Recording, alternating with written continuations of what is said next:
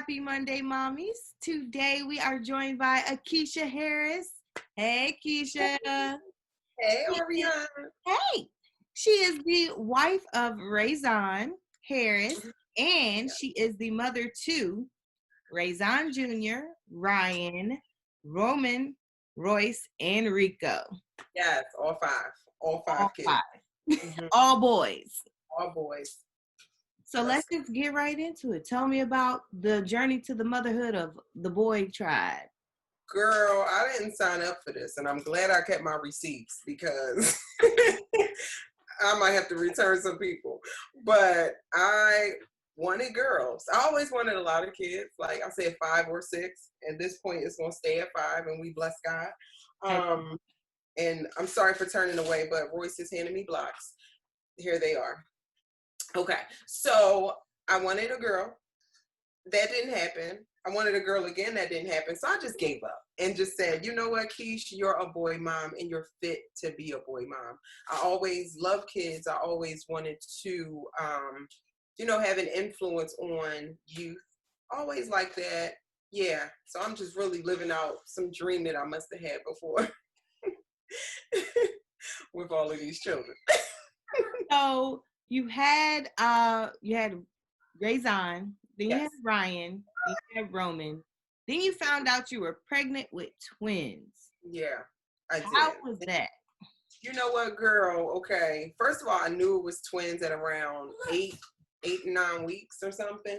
Because it's like after you have all these children, you know what to expect. You know what your body feels like. You know what to feel for. Because I hadn't gone to the doctor until I was about 5 months along. Because I didn't feel like it. I had way too much stuff to do.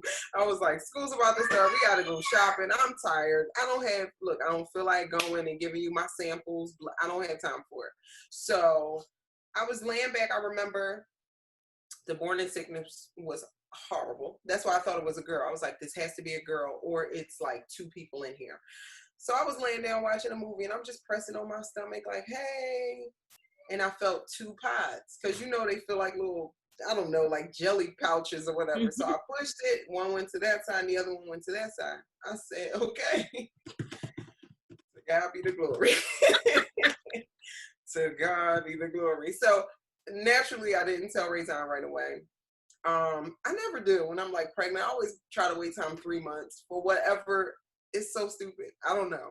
But he knows. He picks up on it. And I was like, yeah, I'm pregnant. He was like, hey, little baby. I was like, babies.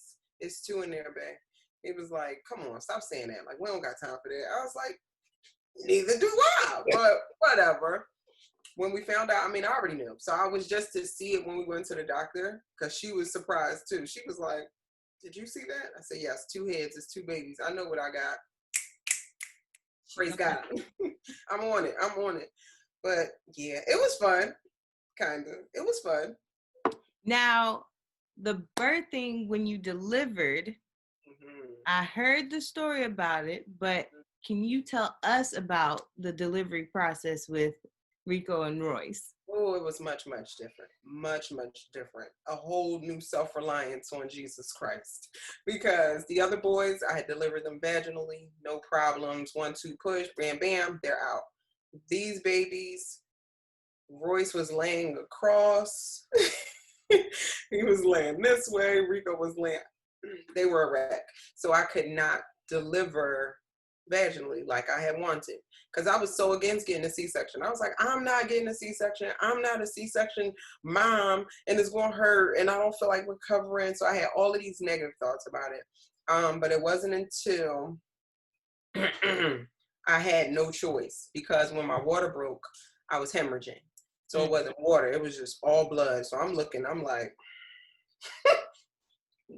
God, I don't have time for none of this. I don't have time for what's going on down here. And it was scary, but I was still in a headspace of faithfulness. You know what I'm saying? Because when you're like anchored in the Lord, you're like, no, like I know this could happen, but it's not because of what you've already promised. So that's what I was holding on to. Raison was a wreck because he thought he would have to make some decisions that he didn't want to. He's like, he thought he was going to have to be like, well, who do I save, my wife or the kids? But it didn't even come down to that. When I actually just said, all right, Lord, you got it. Cool. We're going to get this C-section. And it was a party in the OR. Okay. I am a good time. They were like, Miss Harris, I think this is the most fun we've had in the OR in my life. I was like, yes, girl. And it's only 4:35. I'm just getting started. But it was just a calming atmosphere. And I know that, you know, when you hear people say the Lord is going ahead of you, that's exactly what happened. So after that, I was like, oh, this life is about to be smooth sailing. And with that smooth sailing, we are talking to a mother. She is also a teacher. She is a 6th grade math teacher. And she is in school getting her doctorate. So tell me how that easygoing life is going for you. Girl, you know how when you're doing stuff, it's like, oh, I have time. Oh, yeah, I'm not too busy. But when you start writing things down of what you're doing, like I have to sit and we do these quarterly plans, and each kid has a need. Husband has a need. Mother has a need. The family business has a need. School, I'm just like, what was I thinking about? What am I doing? But I tell people all the time, don't exceed your grace. Don't go ahead of what you're purposing your grace to do, because that's when it gets like stressful, tumultuous, and you want to jump out the basement window. Okay, I would really advise the basement window because you won't get hurt and you have to climb up. So you're not really jumping out. Notes for you all to take. Notes for you all to take. Keep the receipt. Keep the basement window. In the basement window. And eat your snacks and drink wine in the closet. It's perfect. The box one. Nobody bothers you. So with having 5 boys, right. What are the personalities like? Girl, 3 of them act like me. 2 of them act like my husband. So it's the 3 that give me the most trouble. Because they act like me.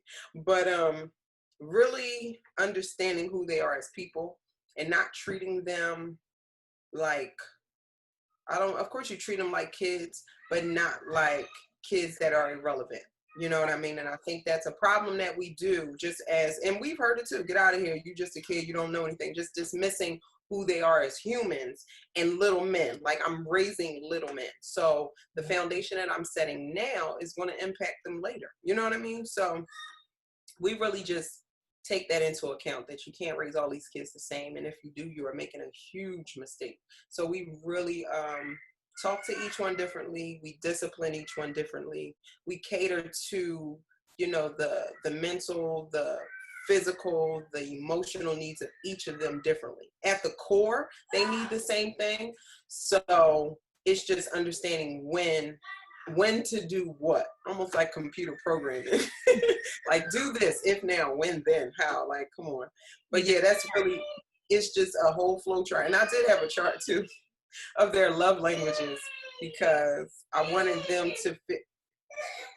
Here's one. I wanted them to feel, I didn't want them to feel invisible. And I didn't want them to feel like we were taking a shortcut in how we love them. So that's really legit. Be quiet. I don't know what he's crying about. I don't care, but he's alive. So amen. That's how our house goes. I don't run to every cry. I don't got time. Hey, gotta learn. Part of it being independent. You know, sometimes they cry. That's it, and they'll be fine. And I'm bless God for them. All right. Now, with each child, I know that Ryan, he is a track star. Yes, my baby. Yes, and Razon Jr., he loves basketball. From my understanding, Roman is like the comedic. Yes. And Roman's also, they're all athletic. They show athletic prowess. Roman is track and swim. So once COVID, that's kind of messed up our plans for him to start with the swim classes. But he's definitely a water bug. And the boy is just fast. He's like a little hedgehog running all over the place. So that's where we're focusing them. Like, it's, people look at them like, oh, you got to start in 5. Like, yeah, but they're not all going to play basketball. They can play for fun, but I'm not forcing our sports onto them. And that goes back to knowing your kid. Like, I'm not living through them. I had my fun. I'm good.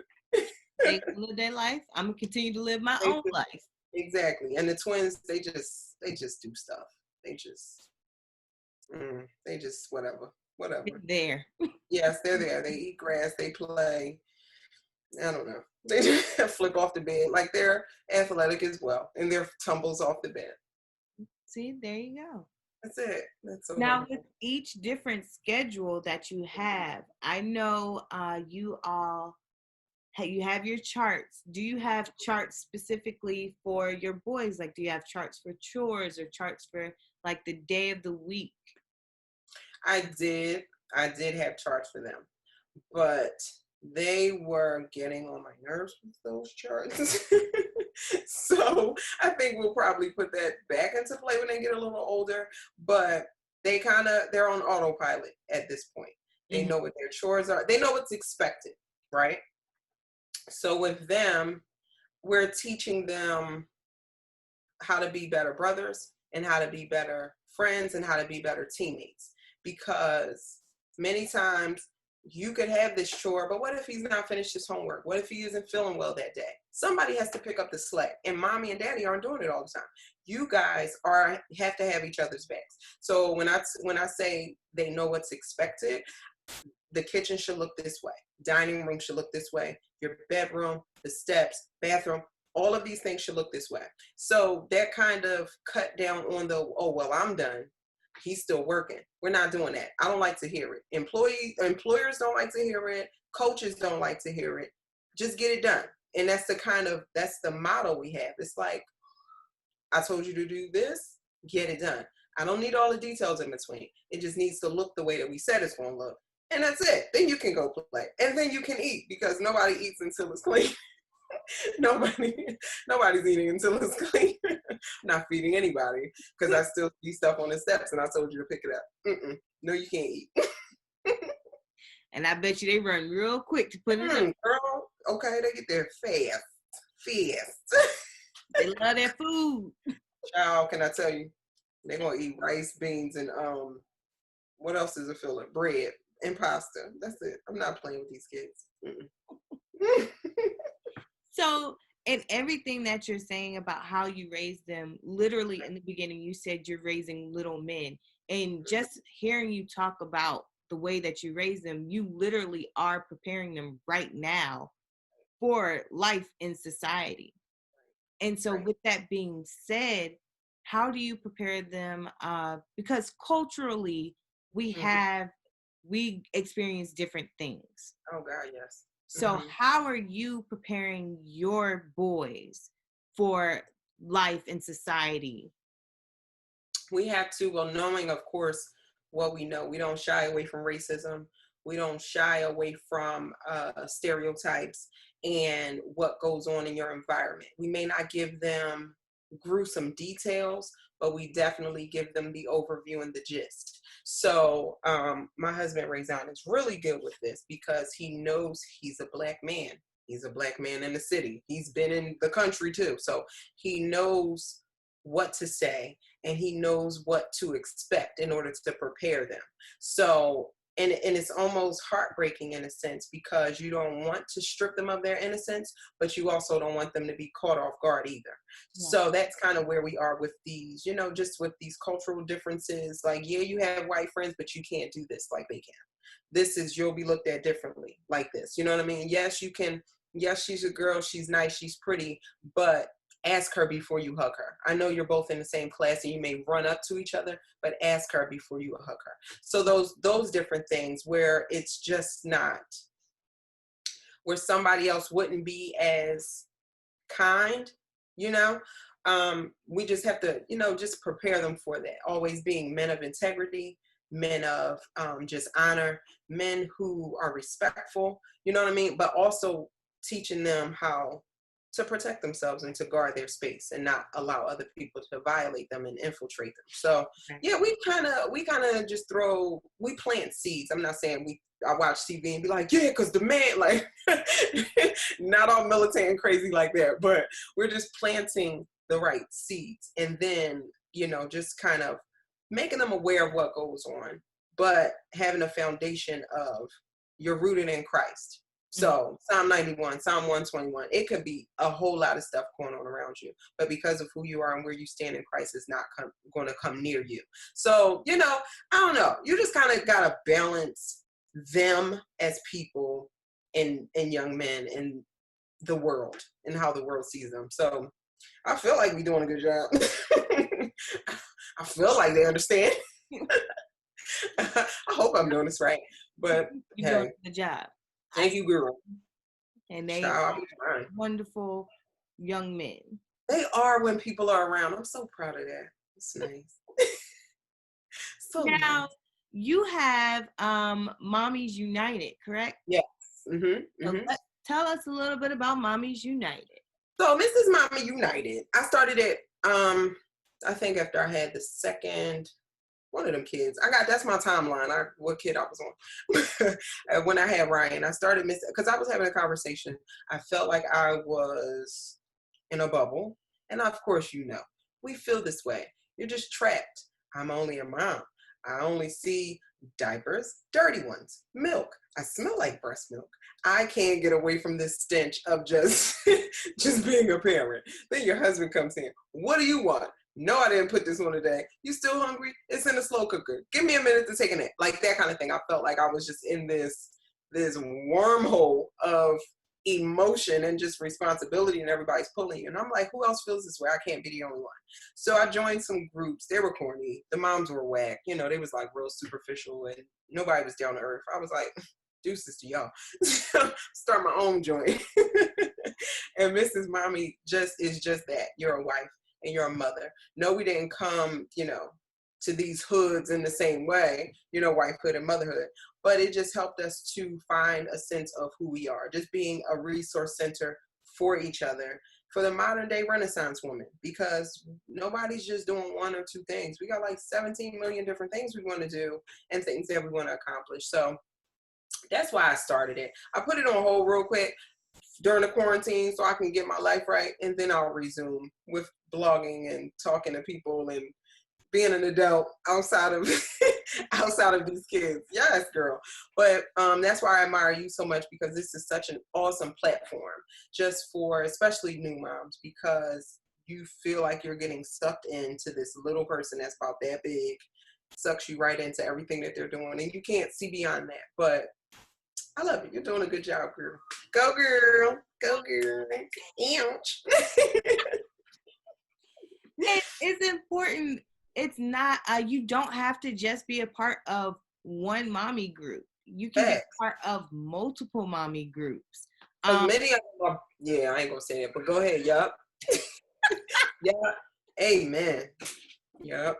It is important to be a part of mommy groups that you feel comfortable in. And I do agree. We have a lot of moms, or we don't have a lot of moms, but some moms don't feel comfortable being free to be themselves. Mm-hmm. And, what's the joy in life if you can't be free to be yourself, if you have to constantly pretend? Because I'm not pretending with my children, and I'm not going to pretend outside. So it's a wrap. It's a wrap for that. Mm-hmm. Exactly. It is a wrap.